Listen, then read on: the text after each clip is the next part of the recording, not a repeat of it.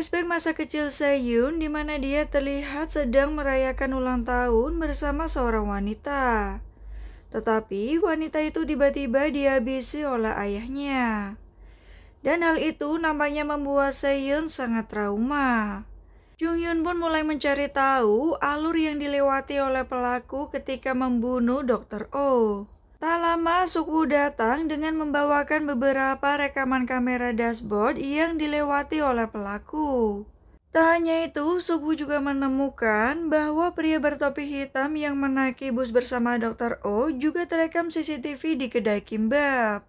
Karena Seyun akan tinggal sementara di Yongchon, dia pun akan menyewa rumah. Nampaknya Soyun sudah menemukan tempat yang cocok dan dia langsung akan meninggali rumah tersebut. Tentu saja pemilik gedung sangat kaget karena dia belum memperbaiki pintu rumah itu. Di lain sisi, kekasih Dr. Oh ternyata juga diinterogasi oleh Chang Jin. Menurut dia, sikap Dr. Oh berubah setelah bekerja dengan Seyun. Dan ketika kekasihnya mati-matian mendapatkan kasus dari atlet Nam Seung Yup, dia terlihat sangat menderita.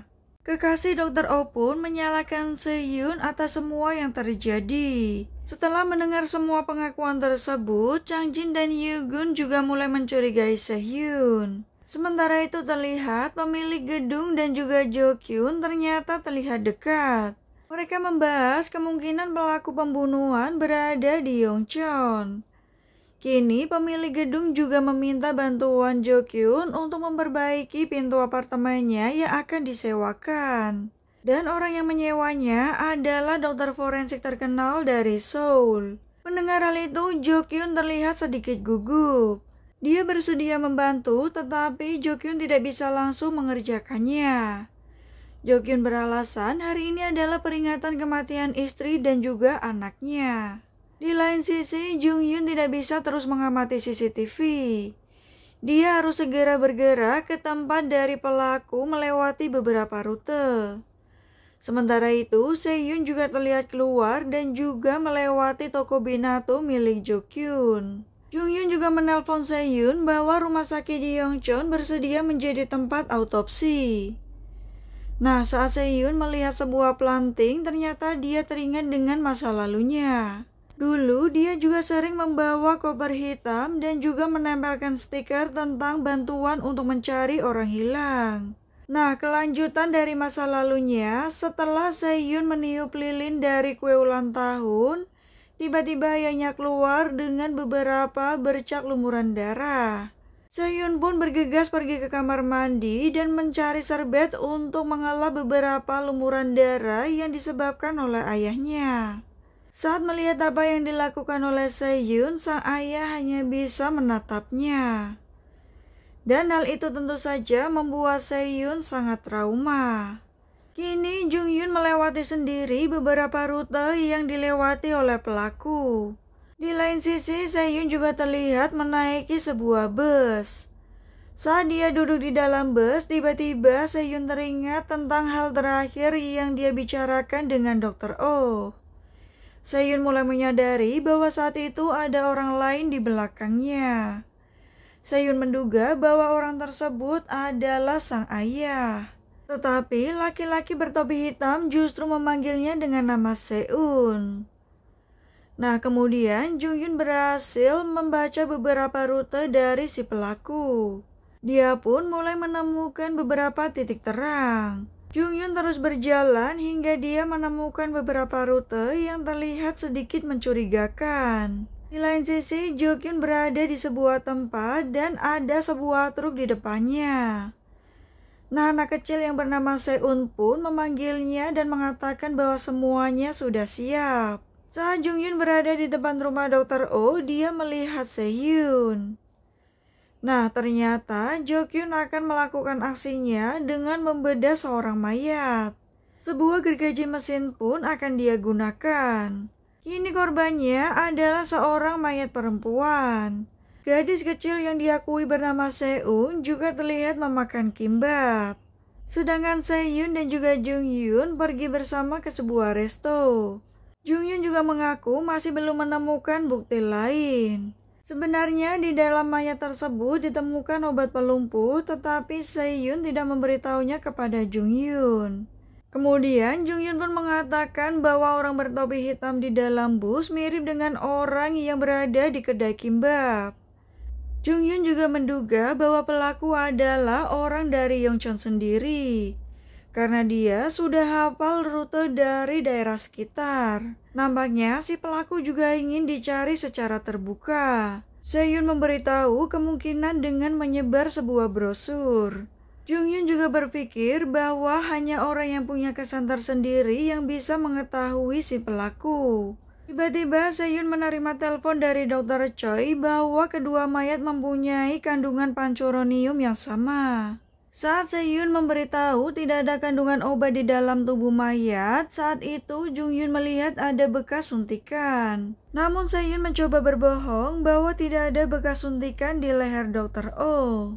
Tak lama Jung-Yun menerima telepon bahwa orang bertopi yang ada di kedai kimbap sulit terdeteksi.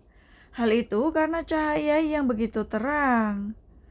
Kini Se-Yun bertekad harus menemukan ayahnya terlebih dulu. Nah, sesampainya di depan rumah, Se-Yun menemukan seorang mayat wanita tergeletak.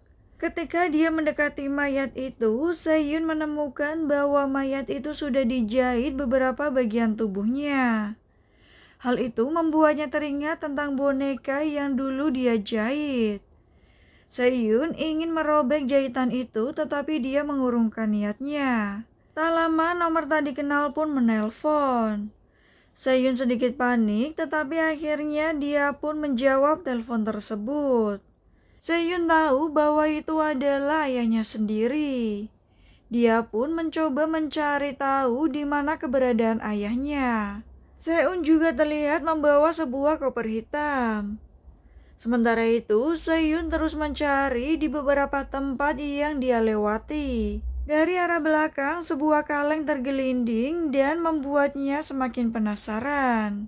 Se-Yun pun mencoba berjalan mendekati arah kaleng yang terjatuh. Dan dia menemukan sebuah koper hitam dengan gulungan kimbap di atasnya. Sang ayah meminta dia untuk memakan kimbap itu terlebih dahulu. Nah, bekas luka di tangan Se-Yun ternyata bekas dari gigitan anjing. Saya pernah berpesan bahwa dia harus mendorong tenggorokannya hingga anjing itu sulit bernafas. Nah, ayah Se-Yun ternyata masih ingat kata-kata tersebut. Karena kesal dengan ayahnya, Se-Yun justru menantangnya untuk bermain bersama. Dan ayah Se-Yun adalah Yoon Jo-kyun, seorang pemilik toko binatu. Se-Yun pun kemudian memakan kimbap tersebut.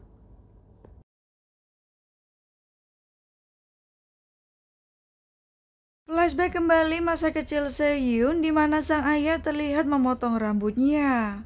Ternyata Se-Yun mempunyai seorang kakak yang bernama Go Eun-soo. Nah, Se-Yun tidak ingin berambut pendek karena dia ingin seperti kakaknya. Kemudian sang ayah pun meminta Eun-soo dan juga Se-Yun untuk berfoto bersama.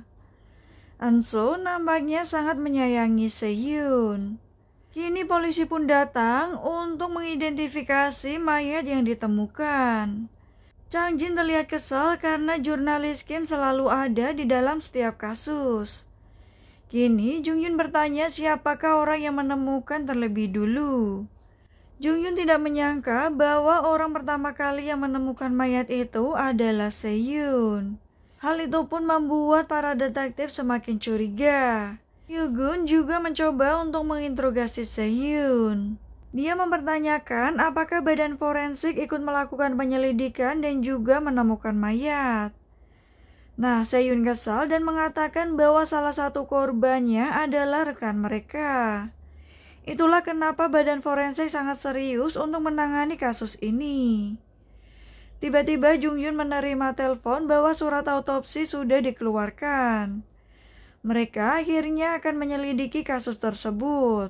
Jung-Yun juga meminta maaf atas rekan kerjanya yang membuat Se-Yun tidak nyaman. Jung-Yun juga mulai mengkhawatirkan Se-Yun jika dia pergi berjalan sendiri. Kemudian Jung-Yun memberikan jam tangan pelacak karena dia merasa Se-Yun akan menjadi target selanjutnya. Jika Seyun menolak, maka dia akan diawasi selama 24 jam. Akhirnya, Seyun menerima jam tangan tersebut. Kini Seyun mulai mengautopsi korban wanita yang ditemukan di pinggir jalan. Sementara Jung Hyun masih menanti hasil dari autopsi tersebut. Nah, Seyun terlihat menemukan sesuatu di dalam mulut korban. Ternyata itu adalah foto masa kecil Seyun. Hal itu tentu saja membuat Seyun cukup kaget. Tak lama, Seyun akhirnya menunjukkan foto tersebut kepada Jung Hyun. Tentu saja Jung Hyun merasa sangat antusias. Dia segera memfoto yang ditunjukkan oleh Seyun. Di lain sisi, pemilik gedung ternyata juga melihat mayat yang tergeletak di depan rumahnya. Saat itu, Seyun juga datang dan meminta dia untuk tidak menyentuh mayat tersebut. Dia merasa bahwa Seyun membawa kesialan setelah pindah ke gedungnya.